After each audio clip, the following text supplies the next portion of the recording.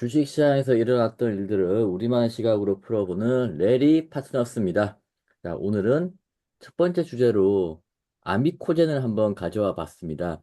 지난주에 아미코젠에서 굉장히 많은 큰 일들이 벌어져서 어쩌면 대한민국 주식시장 또는 IR 그리고 공시 이런 사업에 많은 영향을 줄 수 있을 것 같아서 가져와 봤습니다. 첫 번째 이제 기사를 보게 되면 아미코젠의 신용철 회장이 해임됐다고 나옵니다. 이유는 회사 경영 방침에 부적합하다라고 해서 이사회에서 해임안을 주주총회에 상정을 한 거죠. 그리고 이 신 회장은 사기 혐의로도 피소가 되어 있다라는 게 지금 기사 내용이고요. 여기에 맞서서 신용철 회장은 다음 페이지 보시게 되면 주총 전날 웨비나, 그러니까 이거는 줌 같은 그런 영상 회의죠. 회의를 개최해서 나에 대한 의혹을 모두 해소시키겠다라고 밝혔고요. 여기는 이제 하나 재밌는 건 이제 그 활용을 줌이나 이런 거 한 게 아니고 비사이드 코리아를 통해서 했는데 이 비사이드 코리아는 예전에 SM 이수만을 상대로 소송도 걸고 그렇게 이제 행동주의를 했던 그런 플랫폼인데 어쩌다가 이제 신용철 회장과 같이 하게 됐는지 신기하기도 하고요.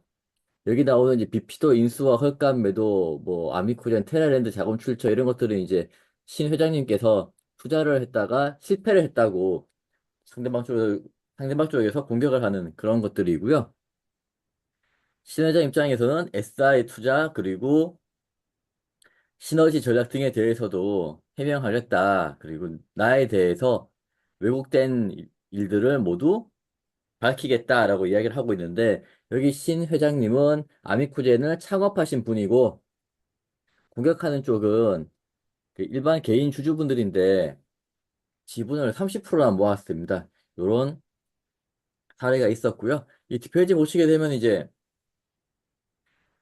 주주연대 회장하고 그리고 아미코젠의 창업자 신 회장님이랑 같이 대화도 하고 만났다라는 내용입니다. 신 회장이 주주연대 쪽 연락을 해서 그 벤처 캐피탈 이제 SI를 갖다가 만나달라라고 해서 만난 적이 있고 내용을 들어보면 회사에 대해서 식사를 하는데 회사에서 이제 약간 이상하다고 협조를 좀 안 했는 모양인데 그랬더니 이제 욕하면서 이제 밖에 나갔다 그러고 그리고 그 회사에 대해서 실체 좀 파악해 보니 플루토스였고 거기는 기술 투자요. 과거 이름은 리더스 기술 투자였다. 기사만 쳐봐도 기업 사냥꾼이고 오너가 무서우신 분이다. 라 나와 있죠. 그래서 이제 창업자인 신 회장을 따로 만나가지고 설득을 하려고 했는데 창업자께서는 이제 거부를 하셨다라는 내용이고요. 그리고 나서 만나고 나서는 그 자기가 대표이사 되겠다라고 해서 나는 실망했다. 그래서 주주와 주주분들은 30% 지분을 가지고 있으니까 이사회 개최를 해서 신 회장을 이사회 의장 자리에서 해임하게 되는 그런 결의를 하게 됐다라는 게 그간의 스토리고요.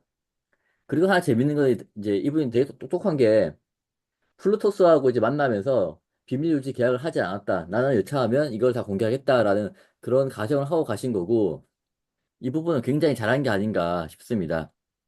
그래서 다음 페이지 보시게 되면 이제 플루토스하고 주주연대 회장님하고 대화를 나눈 것들의 요약인데요. 어떤 회사냐? 카나리아 바이오에서 매각했고 광무 쪽에서 인수한 회사고 리더스 기술 투자와 다른 회사다라고 하는데 명함은 리더스 기술 투자 명함을 주고 이게 USB 이상하죠? 그러면 그리고 어떤 투자 성과를 냈냐? 1년 동안 그냥 돈만 넣었다. 투자 자금은 100억 정도 있다. 뭐 그렇게 나오고 있고요. 신회장 주식을 살 거냐? 그랬더니 이제 살라고 했는데 개념권 문제가 발생해가지고 일단은 보류하고 있다라는 이야기고 그 다음 페이지 보시게 되면 이제 주주분들의 주식을 모은 것들을 공실한 내용인데요. 소액주주연대 이제 대표적인 분들이 모여서 10% 이상의 지분을 모았고 그리고 액트 플랫폼을 통해서는 30% 이상의 의결권을 모아서 주주총회에 참가를 한 상태입니다. 그래서 이제 해임이 된 거고요. 그리고 다음 페이지 보시면 되게 재밌는 게 회사를 어떻게 운영할 거냐 그랬더니 대규모 구조조정을 할 거다라고 이야기하고 있고 암미코젠의 기존 사업하고 연관이 되어 있냐? 관련 없다. 암미코젠의 핵심 사업하고는 어떻게 핵심 사업에 대해서는 어떻게 생각하고 있냐? 나는 모르겠다. 나중에 팔아야지. 엑시트 할 거다. 이런 식으로 나오니까 회사도 그리고 주주연대들도 이 사람들 못 믿겠다라고 해서 그 신용철 회장을 해임하게 된 그런 사례가 아닌가 생각을 하고 있고요. 주주총회에 나온 주주총회 안건을 보시게 되면 1호 의안이 이사 해임의 건입니다. 신용철, 박성규 해임. 이분들은 이제 신용철 회장 쪽이고요. 이사 선임, 주주연대 제안, 이사회 제안, 그리고 신용철의 제안 이렇게 돼 있는데 주주연대 에서 제안을 한 소지성님, 저 소지성님이 이제 주주연대 회장님이시고요.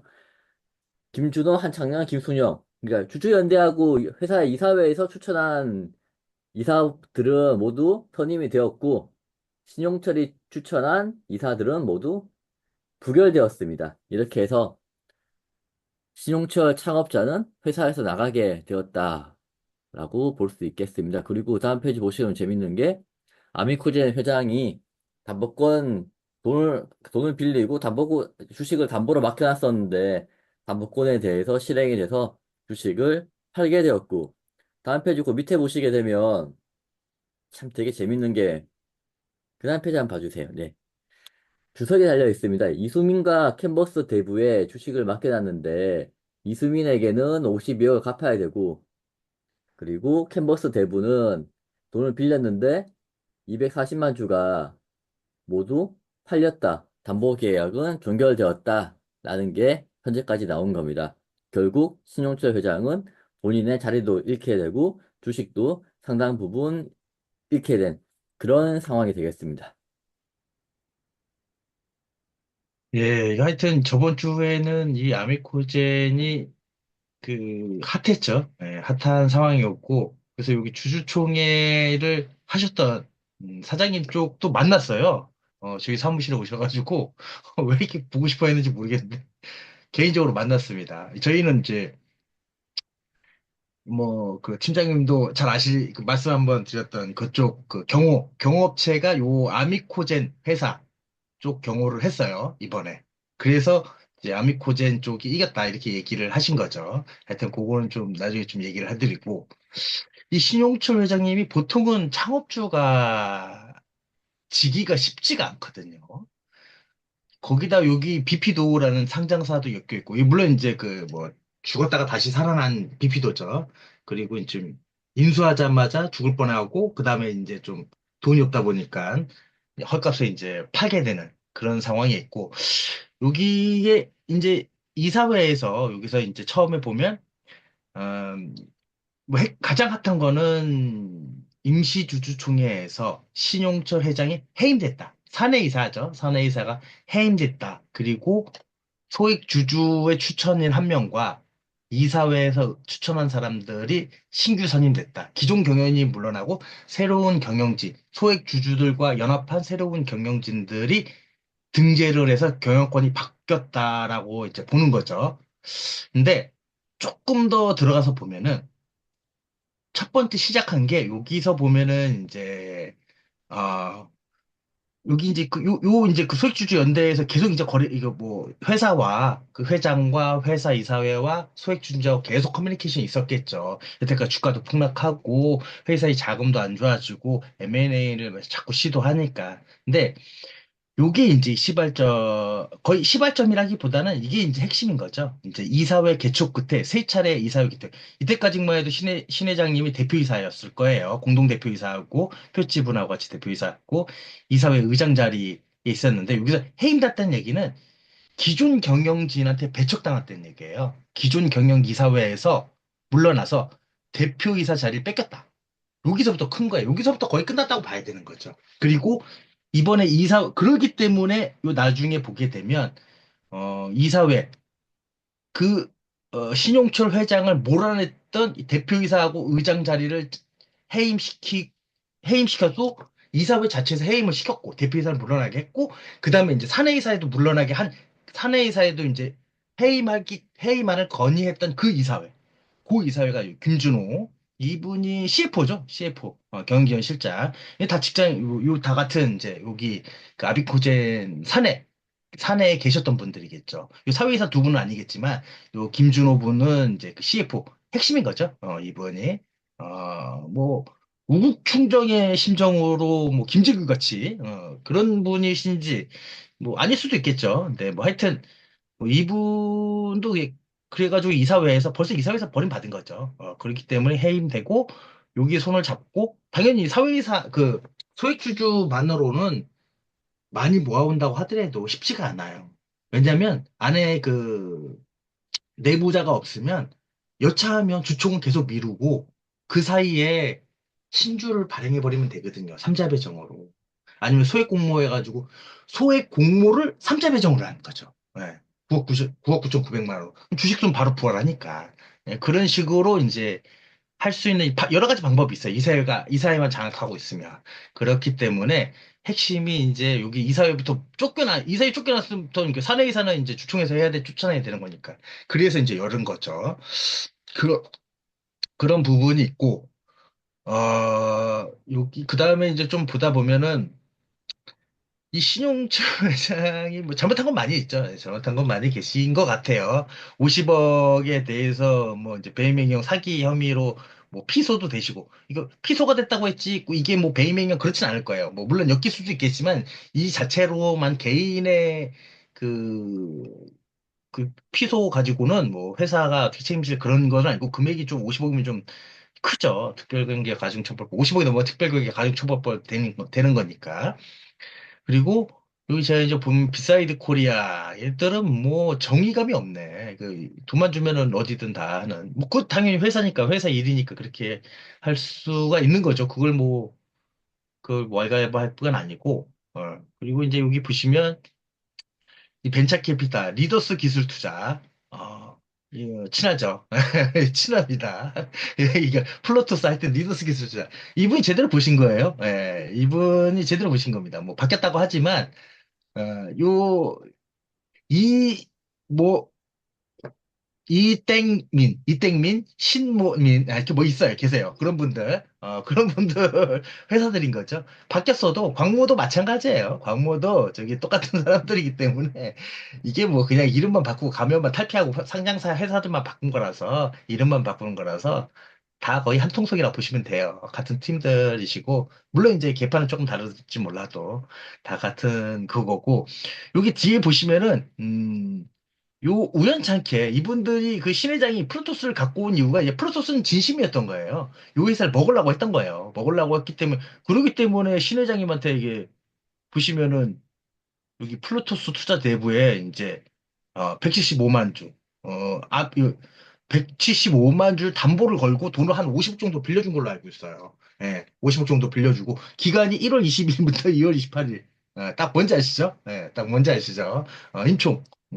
임총에서 이제 투자해가지고 이제 다 들어먹으려고 이제 했던 거겠죠. 뭐 이 사람들은 이게 일이니까 제대로 했던 거고 이제 돈을 못 받게 됐으니까 이것도 이제 돈을 다시 상환을 받든가 아니면 주식을 팔든가 해야 되는 상황이라서 이것도 이제 3.19%도 날아가게 된다. 결국 그래서 이제 신 회장님은 한 3% 정도? 3%도 뭐 거의 뭐 없겠죠.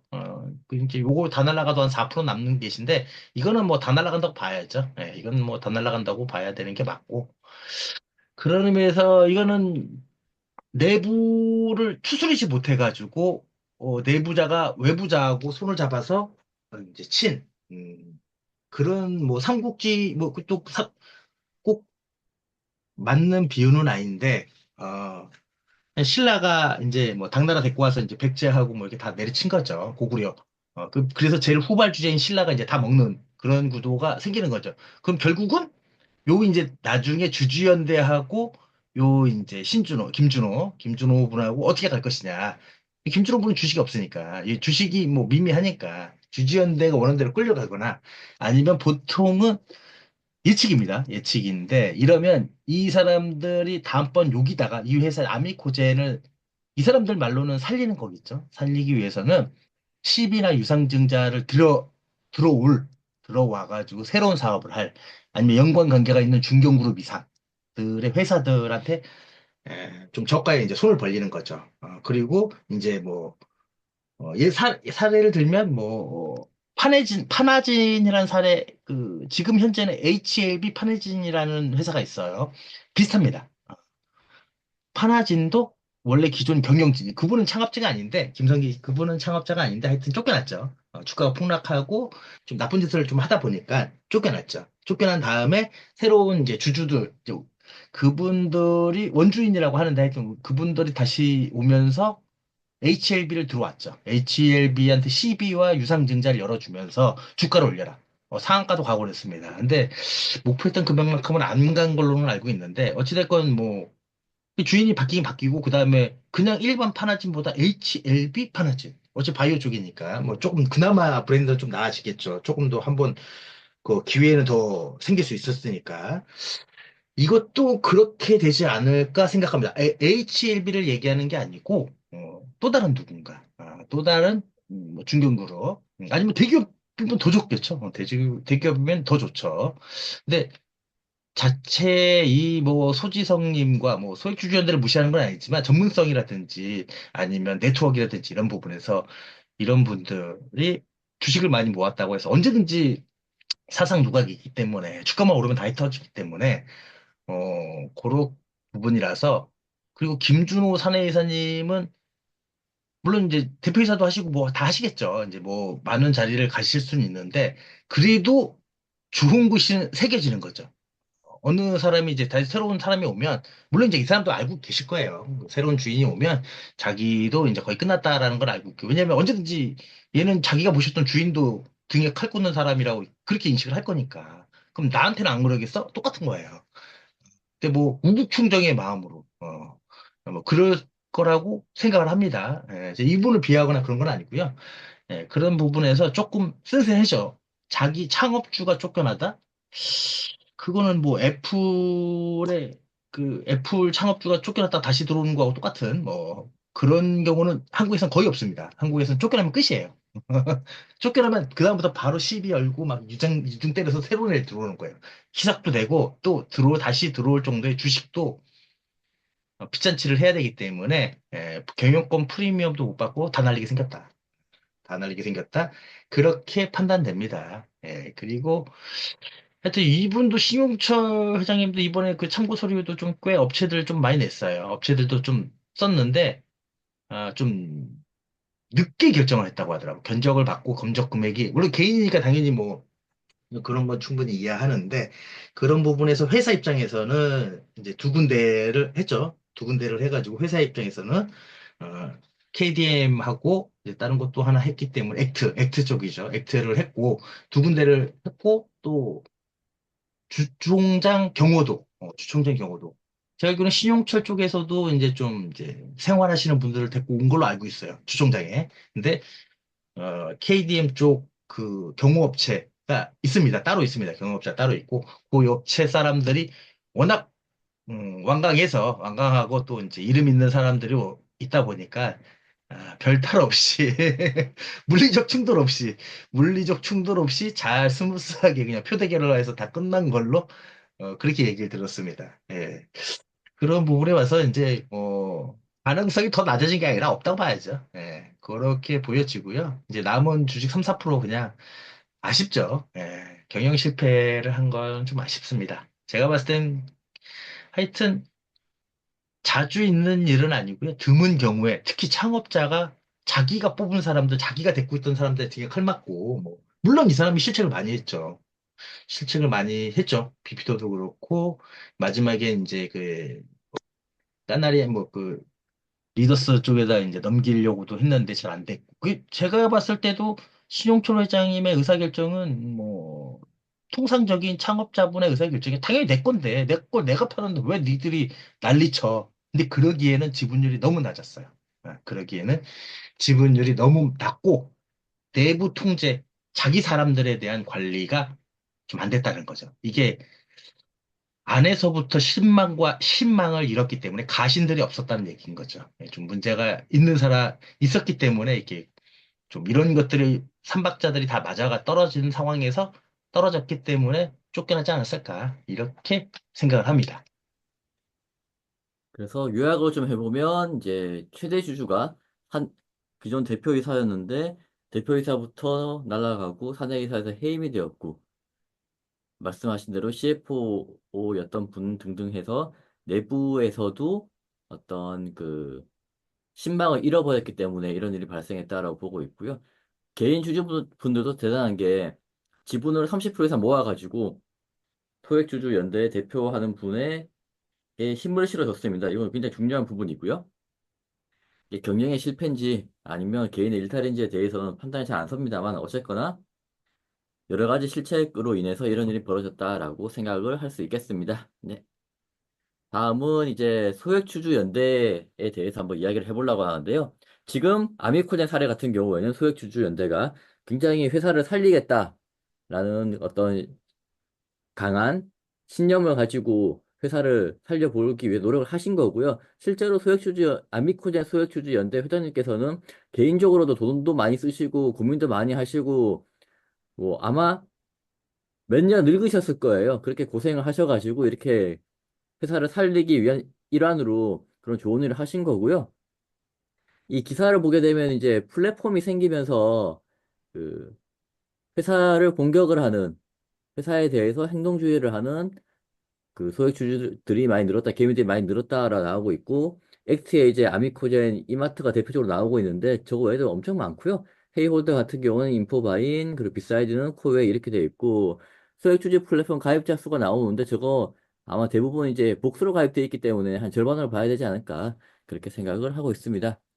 그러면 이제 소액주주 연대들은 모두 다 저렇게 회사를 살리는 그런 마음을 가지고 있냐. 그럴 리가 있습니까? 이해관계자 중에 하나이다는 게 제 시각이고요. 보시게 되면 이게 기사 내용에도 이제 기업이 단기 주가 부양과 배당 확대 등 인기 영합적 경영에 내몰릴 우려가 있다. 그리고 소액 주주 또한 절대 선이 아니고 이익을 추구하는 이해관계자다라는 걸 나와 이야기하고 있고요. 그 밑에 제가 줄거 놓은 부분은 어떤 한 회사의 소액 주주 연대에서 회사에 이제 요구를 한 내용인데 보시게 되면 대놓고 주가 올려내라라고 이야기를 하고 있습니다. 가장 큰 주주 환원은 주가 부양이다. 주가 부양을 위해서 자사주를 매입하고 소각을 하게 되면 플러스 알파가 되는 거지 뭐 무조건 하라는 게 아니다. 근데 약간 좀 이상하죠? 그 다음 페이지 보시게 되면 이분들이 어떻게 진행했냐면 주가 부양을 위해서 매입 소각을 무조건 하라는 게 아니다라고 하시는 분들이 작년에 소송 걸어가지고 자기 주식 매입과 소각을 하라고까지 하신 그런 분들입니다. 결국은 많은 그 소액주주 연대라고 이름을 붙여놓은 그런 분들이 하는 일들이 결국은 투자에 대한 실패의 화살을 좀 회사로 돌리는 게 아닌가 그렇게 생각을 하고요. 아미코젠처럼 정말 회사 경영에 뛰어들어가지고 회사 살려보겠다라는 신념을 가지고 하는 분들은 거의 없는 걸로 저는 생각을 하고 있습니다. 예, 우선은 소액주주 연대가 예전에 한 십몇 년 전에는 그 3% 룰이라고 해가지고 다른 곳이 있었어요. 하나가 이제 지금 뭐 명칭이 생각이 안 나는데 3% 룰 해가지고 표명했던 곳이 있고, 그 다음에 좀 뜬해졌다가 요즘 다시 이제 액트, 헤이홀더, 이제 비사이드는 이제 SM 때문에 좀 많이 떴죠. 요 세 군데가 좀 지금 좀 많이 그 행동을 하고 있고, 그 중에서 액트가 이제 규모가 제일 큰 걸로 알고 있고요. 근데 이 사람들이 제가 십몇 년 전에 그 했었던 그 플랫폼들하고 똑같아요. 차이가 없습니다. 차이가 있다는 건 그때 당시에는 앱이 아니라 이제 그 컴퓨터 PC, 웹으로 했던 거고, 이 사람들은 앱으로 이제 좀 진행을 하기 때문에 조금 더 접근성이 높아지니까 조금 더 이게 나아진 뭐 그런 상황인 건데, 그러다 보니까 또 이제 아무래도 그 한 십몇 년 전, 20년 전에 비해서 우리의 그 주주들의 수준도 많이 향상이 됐고 참여율도 높아지고 이제 뭐 그런 부분도 있어서 이제 조금 더 표명이 되는 것 같은데, 그레이드는 뭐 솔직히 말씀드려가지고 비슷한 것 같아요. 상태가 좀 비슷한 것 같고, 뭐 그런 부분에서 보면 왜냐면 좀 간단히 말씀드려서, 여기에 보면 아까 그 소액주주, 분명히 액트가 이제 이렇게 돈을 받고 요 공시를 내줬을 거예요. 지분 공시를. 근데 아미코제는 지분 공시에 그 우선주가 없습니다. 특정 주식이 없어요. 복수 의결권 주식이 없어요. 근데 여기에 윗부분은 보통주에 대해서 쓰는 거고요. 밑에 거는 복수 의결권을 발행한 회사들만 쓰게 돼 있는 거예요. 근데 이걸 돈을 받고 이 사람들한테 이렇게 해주는 거 보면은, 요렇게 쓰는 거는 이제 그 그냥 공시 담당자들 중에서 이제 좀 잘 모르거나 그냥 갖다 붙이거나 복사해서 이렇게 하는 사람이 그냥 그냥 기능적으로 막 하시는 분들이 이렇게 지금도 하시는 분들 계세요. 우리 회사가 복수 의결권을 발행하지 않았더라도 다른 회사도 이렇게 했으니까 우리도 그냥 대충 때려서 넣는 그 정도 수준인 거예요. 왜냐면 요 밑에 보면 이거 작성할 때 작성 지침하고 계속 업데이트되고 갱신이 되는데 이 바뀐 지 꽤 조금 됐습니다. 한 1년 정도? 1년 약간 안 됐나? 하여튼 뭐 그렇게 바뀌었는데 이게 어제 오늘 바뀐 게 아니기 때문에. 근데 그럼에도 불구하고 아미코즈는 복수결권이 없는데도 여기다 이렇게 작성을 하고 돈을 받으면서 작성을 해서 공시를 내줬다. 수준이 그렇게 높지 않아요. 예. 요거는 이제 물론 이제 다른 IR이나 네트워크나 이런 수준에서 높을 수 있어요. 예전에 비해서 훨씬 높을 수 있는데 공시에 비해서는 뭐, 저희가 모르는 다른 것도 있겠지만 하나를 봐도 이해를 한다고 이거 이 기본 그냥 그 작성 지침만 봐도 나오는 거를 보지도 않으면서 이제 이런 걸 제가 알기로는 소액주주에게 돈을 받으면서 대행을 해주는 걸로 알고 있어요. 물론 이제 영리를 추구하는 회사기 때문에 당연히 이제 돈을 받고 해줘야 되는 게 맞죠. 저희도 마찬가지니까. 근데 그 주주님들이 소액주주가 생각하는 이 사람들이 정의를 바라고 뭐 이게 엄청난 전문가들의 집단, 저희가 모르는 다른 분야에서 전문가일 수는 있겠지만 하여튼 뭐 좀 그렇다. 제가 봤을 때는 뭐 예전이나 지금이나 담당자 입장으로 봤을 때 뭐 제가 이제 담당자, 만약에 제가 싸우게 되는 회사의 담당자로 봤을 땐 그렇게 그레이드가 높지 않다라고 예전에 생각을 했었고, 지금도 별반 차이가 물론 저도 이제 경력과 업력이 지났기 때문에 저도 이제 그 능력이 좀 올라간 면이 없잖아 있겠죠.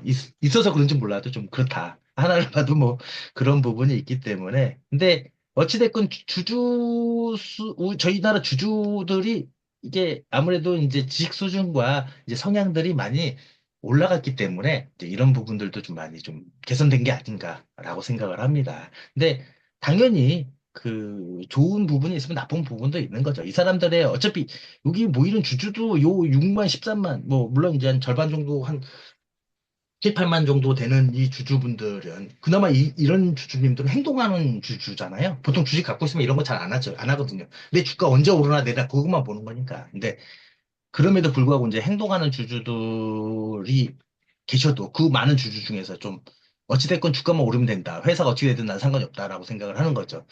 이런 자기 주식 매입 소각은 플러스 알파가 되는 거지. 무조건 하라는 건 아니지만 너는 해라. 요 내용은 주가 부양을 위해서 매입 소각을 하면 플러스 알파가 되는 거지. 이걸 무조건 하라는 건 아니지만 너는 해라. 너는 해야 된다. 왜? 내가 주식을 갖고 있으니까. 내가 갖고 있는 주식을 갖고 있는 회사는 무조건 이거 해야 돼. 하면 오르니까. 이렇게 생각하는. 그 오를 때 난 던질 거야. 뭐 이런 거.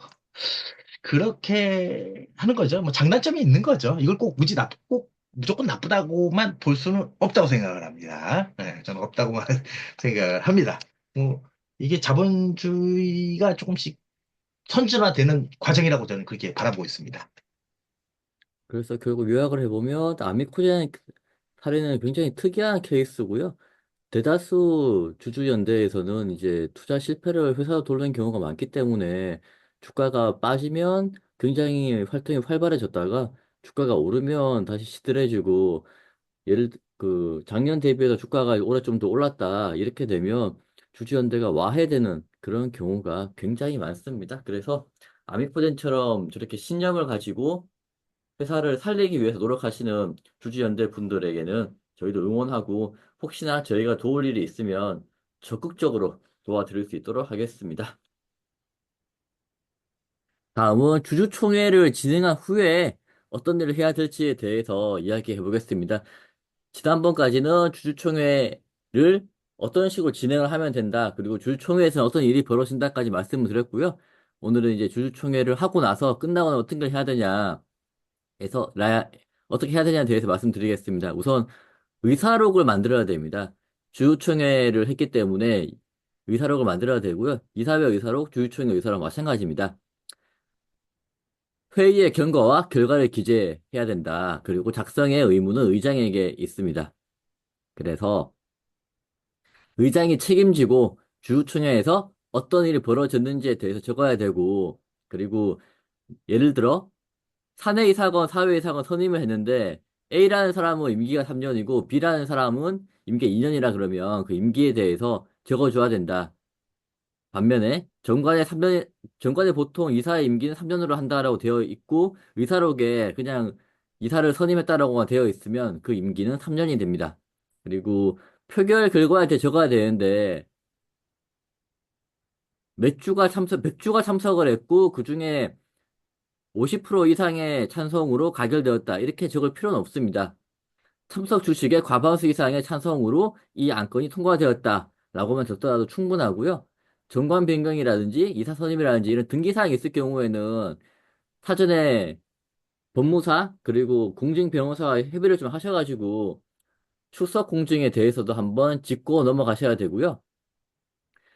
다음에 이제 주총하고 난 다음에 공시를 해야 될 내용이 많습니다. 첫째로는 정기 주주총회 결과 공시, 이거 당일 공시고요. 그냥 보기만 해도 주총을 했기 때문에 결과에 대한 공시를 해야 된다라는 게 이제 알 수가 있고, 사회이사 자격 요건서를 첨부를 해야 되고, 이건 이번에 우리가 새로 선임을 한 사회이사뿐만이 아니라 기존에 이제 회사에 있던 사회이사 분들에 대한 내용도 같이 첨부해서 공시를 해야 됩니다. 왜냐면 사회이사 자격 요건이 있는데 그 요건에 대해서 이제 시간이 지나면서 선임할 때는 그 요건을 다 갖췄는데 선임한 후에 1년이 지나면서 아니면 2년이 지나면서 그 요건을 못 갖췄을 수도 있기 때문에 거기에 대한 증빙을 받는 거고요.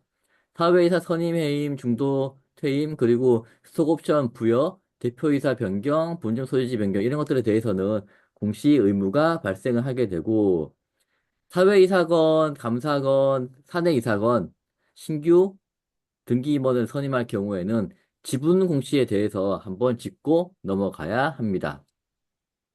주총 결과 공시에 대해서 예를 이제 들어놓은 건데요. 삼성전자에서 한 그런 주총 결과 공시고요. 한번 보시고 하면 될 것 같고, 보시게 되면 이제 삼성전자도 1호 의안 재무제표 승인의 건 원안대로 승인, 2호 의안 원안대로 승인 이렇게 간략하게만 적어주면 되겠습니다. 그리고 나서 해야 될 것. 공시를 한 다음에 예탁원에 추천 결과를 통보를 해야 되고요. 이게 규정사에는 이제 당일로 되어 있는데 예탁원하고의 그 계약 관계이기 때문에 꼭 당일날 해야 되는 건 아니고요. 그리고 배당을 진행을 해야 되면 배당 명세서를 예탁원 요청해야 되고 그리고 배당도 예탁원에 의뢰를 해야 됩니다. 그리고 주주총회가 끝나고 나면 당일에 홈페이지 또는 신문에 결산 공고를 해야 되고요. 이거는 상법에는 당일날 하게 되어 있는데 체크를 하기가 쉽지가 않아서 가능한 한 빨리 하시면 될 걸로 생각을 합니다. 그리고 배당금은 어떻게 지급이 되냐라는 질문을 굉장히 많이 받는데 배당금은 회사에서 예탁 결제원으로 보내게 되면 그거 예탁원에서 이제 증권사를 보내고 증권사는 각 개인으로 보내기 때문에 돈을 마지막으로 내보내는 것이 증권사라서 원천 징수는 회사가 아닌 증권사에서 하게 되고요. 예탁원에서 돈이 들어간 다음에 5년 동안 배당을 안 찾아가는 경우가 있습니다. 그럴 경우에는 회사로 반환이 되고 이건 회사에서 자비익으로 잡게 됩니다. 그리고 배당에 대해서는 이제 예탁원이 시키는 대로 잘 서류를 작성해서 보내면 되고요. 가끔씩 이제 우리 회장님 친구분이 배당을 받아야 되는데 그 배당을 증권사 계좌 말고 따로 내 통장으로 받고 싶다라는 분이 계신데 그건 안 됩니다. 법적으로 안 되고요. 그걸 하려고 하면 회사에서 전체 주주에 대해서 회사에서 다 내보내야 되는데 그건 불가능하지 않습니까? 뭐 수만 명 되는 주주들의 통장 계좌번호를 다 받아가지고 이체를 하는 게 불가능하기 때문에 그건 안 되는 일이고요. 차등 배당 같은 경우에는 이게 그 다음 페이지입니다. 예, 차등 배당 같은 경우에는 이제 보통은 대주주가 적게 받는 거기 때문에 본인의 권리를 포기를 하는 겁니다. 그래서 권리를 포기하는 사람의 그 각서 같은 것만 하나 받으면 되고요. 반대로 이제 소액주주가 작게 받고 대주주가 많이 받는다. 이런 건 없기 때문에 그건 이제 상상하지 않으셔도 될 것 같습니다. 예. 우선 저도 배당하는 회사를 다니고 싶습니다. 저도 배당하는 회사를 예전에 다녔던 기억이 있는데 뭐 50원, 30원씩 이렇게 배당을 해봤는데 주당 기억이 안 나요. 어저께 뭐 먹었는지도 기억이 안 나는데 그때 기억이 잘 안 나요. 우선 주주총회 후속사항으로 이제 보게 되면 의사록의 작성 의무는 의장, 그 대표이사 있지만 대표이사는 보질 않죠. 보통 담당자가 다 만들고 그냥 한두 장을 만들거나 아니면 법무사한테 양식 받아가지고 만들고 거기에 그냥 도장 찍죠. 대표이사는 대표이사 그 회사의 뭐 사용인가 사용인감만 찍어도 됩니다. 공증하고 등기 들어가는 것도 사용인감 찍어도 돼요. 어차피 위임장 이거에 다 이제 법인인감 찍기 때문에 사용인감 찍고 나머지 뭐 막도장을 찍든 아니면 뭐 조립도장을 찍든 해 찍고 그리고 뭐 표결 결과는 참석수의 과반 이상의 찬성 등만 표시. 이사회 의사록에는 그렇게 이제 하죠. 근데 시나리오 할 때는 뭐 총발행 주식수 3만 매, 뭐그 1,000만 주 중에 뭐 의결 종족 뭐 주식수 몇 주, 그 중에서 뭐 자사주 제외한 뭐 900만 주, 그 900만 주 중에서 지금 현재 참석 주식수 뭐 500만 주, 뭐 이런 식으로 하죠. 이제 1호 의관 재무제표 찬성을 해주고 몇 주 중에 뭐 몇 주가 찬성했습니다. 뭐 이렇게 땅땅땅 이렇게 하는데 실제 이제 의사록에는 이제 이렇게만 적어도 과반수 이상 찬성했다. 뭐 이렇게만 표시가 되고 정관의 이사성 등기회생은 이제 공증인. 등기상 있을 때는 여기서 말하는 공증인은 법무법인을 얘기하는 거죠. 참석, 공증변호사, 정찰제 300만 원, 자본금 10억 이상은 정찰제 300만 원, 300만 원. 뭐 꼭 해야죠. 등기가 안 그러면은 그 사람이 오고 안 오고 뭐 등기가 되냐 안 되냐 이게 아니라 그 사람이 와야, 어, 그 등기에 들어가는 거는 공증된 의사록인데 공증된 의사록을 받기 위해 주총 의사록을 공증하기 위해서는 참석한 주주들의 인감증명서가 첨부가 되거나 아니면 공증인이 공증 확인서를 써줘야 되거든요. 근데 참석한 주주들의 인감증 전 주주들 우리 인감증명서 다 첨부하기 쉽지 않고 물리적으로도 쉽지 않죠. 그렇기 때문에 그냥 공증 변호사를 불러서 300만 원 주고 그냥 공증 변호사 불러서 공증된 주주총회 의사록을 받는 거죠. 공증받는 건 2, 3만 원인데 그 공증하기 위한 이제 그 변호사님, 공증 변호사님 부르시는 거죠. 그리고 이제 주총 공시사항은 뭐 당일 공시죠. 정기 주주총회, 뭐 임시 주총회도 다 당일 공시예요. 다 당일 공시고요. 사회이사 자격 요건 확인서 이거 별도로 확인서가 있는 건 아니고 파일링 시스템, 한국거래소, 이제, 거래소, 유가증권이나 코스닥의 파일링 시스템 안에 이 확인서라는 게 있어요. 그냥 거기서 클릭만 하는 거예요. 클릭 하는 거고, 여기서 그 적격 요건이라는 건 뭐냐면, 뭐, 범죄자거나 깜빵에 갔거나, 뭐, 깜빵에 가도 상관없는데, 이게 뭐 하여튼 5년 내 뭐 그런 것도 있고 때문에, 그런 거하고 이제 가장 많이 핵심적인 거는 이번 선임된 회사를 포함해서 두 개 이상이 있느냐 없느냐. 두 개까지밖에 못하기 때문에 그게 다른 회사에 이제 뭐 등기 이사 감사 뭐 등기 사항이 있냐 없냐 요걸 확인하라는 거예요. 그래서 뭐 레리 파트너스의 근본 이제 상장사 레리 파트너스의 뭐 사회이사가 되는 사람은 다른 회사 비파트너스의 뭐 대표이사이다. 그럼 내리 파트너 요거까지는 가능해요. 근데 뭐 세 개 이거 안 된다 이거죠. 그러면 사회에서 적격 요건에 해당이 안 되기 때문에 이 사람은 안 된다. 근데 그걸 확인하라는 얘기인 거고 물론 이제 그 주총 소집 결의하기 전에 이사 후보 할 때 다 확인합니다. 확인하고 그리고 이제 사회이사 선임 해분 요건 이거 별도 요 네 가지는 거의 별도 각각 그 이벤트가 있어서 사회이사 선임하면 선임했다고 이제 별도 공시를 내야 되고 뭐 그만두셨으면 중도 퇴임하셨으면 뭐 이거 공시를 내야 되는 거. 주식 매수 선택권의 부여에 관한 신고. 근데 보통 상장사들은 주식 매수 선택권을 이사회에서 부여하죠. 이사회에서 부여하고 주주총회에서 승인을 받죠. 승인을 받는데 임원들에 한해서 최대 주주 제외한 임원들에 한해서 최대 주주의 특수관계자, 뭐 가족, 친가족만 얘기하는 거예요. 그 회사의 직장으로 인해서 맺어지는 특수관계자는 제외하고, 특히 이제 등기이사들의 주식매 선택권을 부여하는 거는 주주총회에서 부여를 자체 하는 거예요. 아니, 직원은 이사회에서 부여하고 주총에서 승인.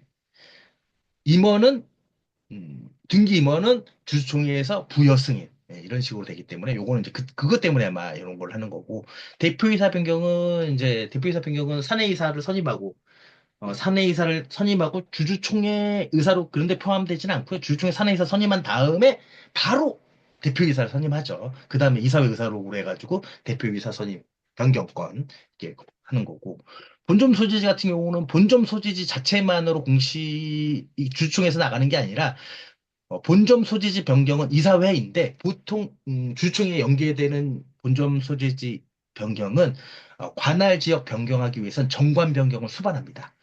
정관에 이 레리 파트너스의 본점 소재지는 서울특별시 내로 둔다. 이건데 사무실을 저 경기도로 옮기고 싶다. 그럼 정관 변경이 이루어지고 그 다음에 이사회에서 이제 그 본점 소재지 변경 이사하면 그 다음에 요게 이제 뒤따르는 각각 별개의 이제 공시사항들인 거고요.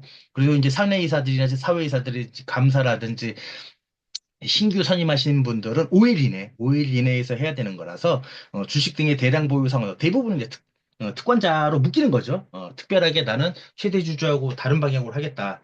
뭐 별도의 그 의사결정을 하겠다라고 하지 않으면 보통은 이제 대부분 등기 임원 같은 경우 등기 임원 주총은 등기 임원을 선출하는 거니까 등기 임원은 대부분 특권자로 묶죠. 그래서 주식 등의 대량 보유 상황 신고서를 하는 겁니다. 1% 넘어갔을 때. 그리고 이건 신규 선임은 한 주라도 있으면, 신규 선임 주식은 한 주라도 있으면 임원 등 특정 증권 등 소유사항 보고를 진행을 하고요.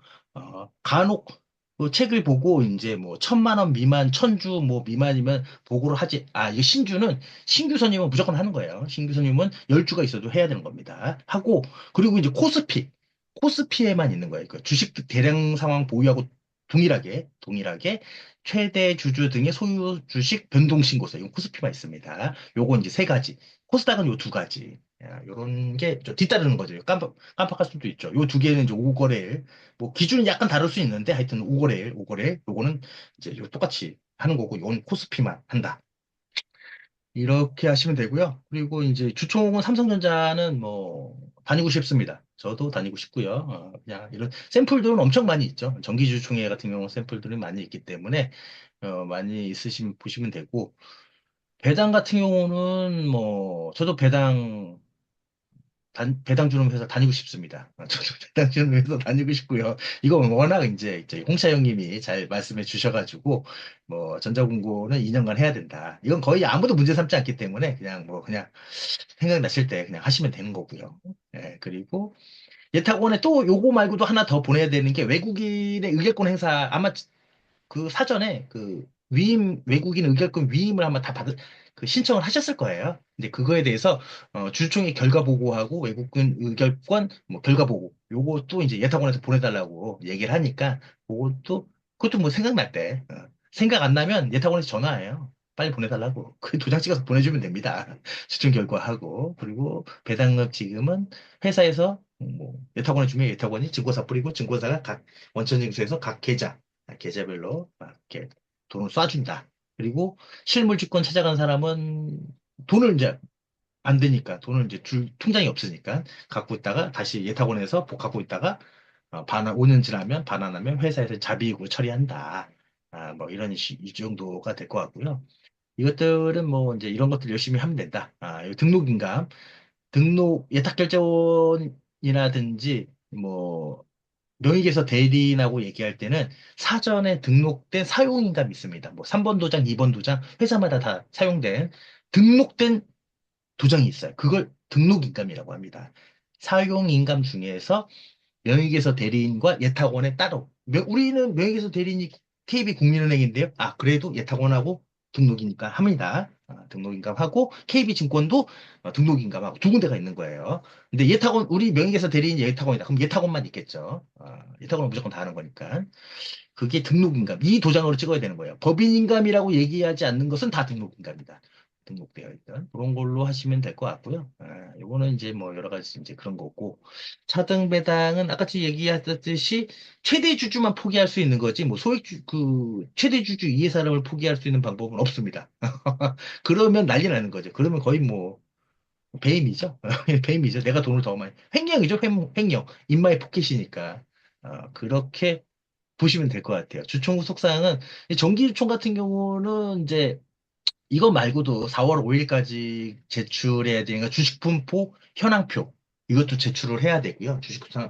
주주 분포 현황표도 제출해야 되고 뭐 업종 분석표도 제출을 해야 되고 업종 현황표라든지 뭐 이런 것도 제출해야 되고 뭐 거래소에다만 외부로 표출 공시가 나가지 않지만 거래소에다가만 제출해야 되는 것들이 공시 그것도 이제 공시 담당자의 업무죠. 몇몇 것들이 있습니다. 몇몇 것들이 있기 때문에 그런 것들은 좀 이제 거래소하고만 나가는 것들이 있고 그런 것들은 이제 좀 바쁘죠.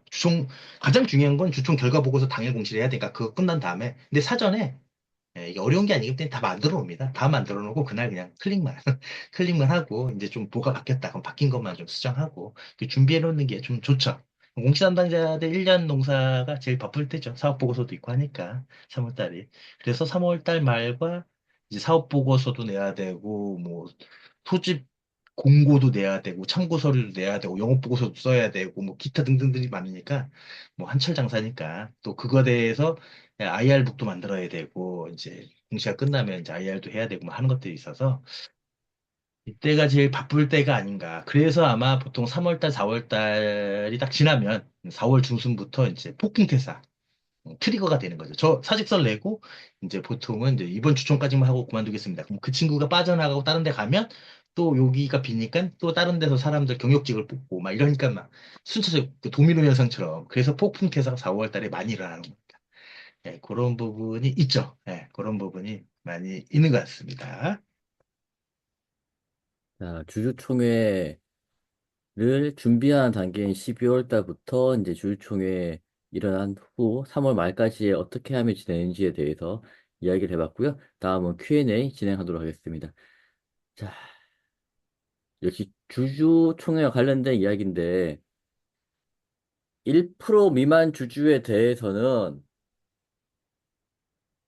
신문에 2회 공고하거나 금감원에서 운영하는 전자공시 시스템에 공고한다라고 우리 정가 나와 있는데 그 항목 외에 저 밑에 보게 되면 27조에 서면에 의해 의결권 행사할 수 있다라고 정가에 나와 있다. 이렇게 되면 이제 소집 통지서는 어떻게 보내야 되냐라는 질문입니다.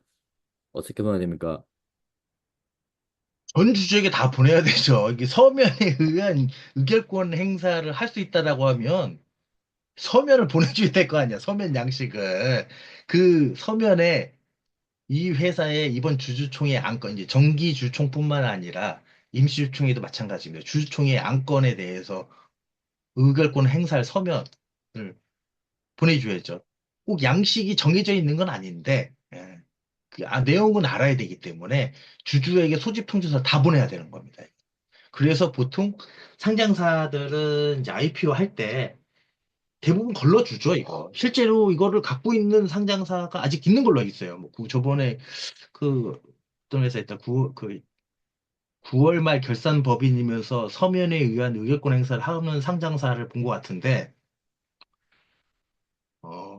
다 보내야 돼요. 근데 다 보내야 되는데, 어, 아무도 문제를 삼지 않으면 문제가 안 되듯이 제가 알기로 안 보내는 걸로 알고 있어요. 그래서 뭐 실무적으로 말씀드리면 어떻게 답변하냐? 그러면 이제 그 예탁원이나 명의서 대리인한테 그 소집 통지서 보내달라고 대행을 맡깁니다. 대행을 맡기면 거기서 주주수하고 해가지고 우편물 작성해서 우편료 480원하고 뭐 대행료 뭐 인건비 해가지고 이게 주주당 이게 하여튼 한 몇백만 원 들어가는 걸로 알고 있어요. 보내기는 다 보내야 되는 걸로 알고 있습니다. 예. 그래서 다 보내야 돼요. 그러니까 원칙은 정관에 요렇게 되어 있으면 요것만 이제 금융감독 또는 뭐 1% 100분의 1 미만 이하의 주주에 대해서는 2주 전에 소집통 그 뜻을 이제 요걸로 가름할 수 있다. 가름할 수 있으면 그냥 소집 공고 나가고 1% 이상 분들에게만 이제 소집 공고 해가지고 의결권하고 뭐 이렇게 보내면 되거든요. 위임장을 같이 껴서 보낼 거면 이제 소집 참고서를 같이 보내고 난 다음에 같이 보내면 되는 건데 그러면 되는 건데 근데 정관에 우리는 서면에 의한 의결권 행사가 있다. 그러면은 1% 모금 없이 그냥 다 보내야 되는 거예요. 예. 근데 안 보냈으면 많은 거죠. 안 보냈으면 많은 건데 아무도 문제 삼지 않으면 아무런 문제가 안 되는 거죠. 그런 겁니다. 그러니까 조마조마하면서 그렇게 살 것이냐 아니면 이걸 내가 인지한 순간 정관을 바꿔가지고 그 정관을 바꾸는 그 주총회까지는 이걸 보내야 돼요. 이건 보내고 난 다음에 그 다음부터 정관 바꾸고 그 다음부터는 이제 안 보내는 거죠. 그렇게 살 것이냐? 의사결정은 한번 해야죠. 여태까지 아무도 안 보냈던데 그럼 그 전 담당자도 조마조마하면서 살았던 거예요. 제가 봤을 때 그렇습니다. 예. 그래서 이제 다음 편 요약을 해보면 이제 1% 이상 주주에게만 소집 통지하고 나머지 주주에게는 이제 공시로 가름한다는 것은 상장사의 그 특례 규정이고요. 비상장사 같은 경우에는 이제 편의를 위해서 서면 결의를 다 도입을 하는 경우가 많은데 상장하면서 그걸 걸러지 못한 경우 주관사에서 걸러주지 못한 경우가 하나 있을 거고요. 두 번째는 이거 안 하는 게 낫다라고 하는데 임원분이나 의사결정하는 분들이 서면 결의하는 게 낫지 않냐는 단순한 생각으로 그대로 놔두는 경우가 있습니다. 그렇게 되는 경우에 굉장히 이제 난감해지는 상황이 발생하고요. 그래서 정관에 서면 결의가 도입되어 있으면 전체 주주에게 서면을 보내야 된다. 소집 통지를 해야 되고 그 소집 통지서 안에 투표 용지가 있어야 되고요. 그런 어려움이 있다는 걸 말씀을 드리겠습니다. 오늘은 여기까지 진행하도록 하겠습니다. 네. 감사합니다.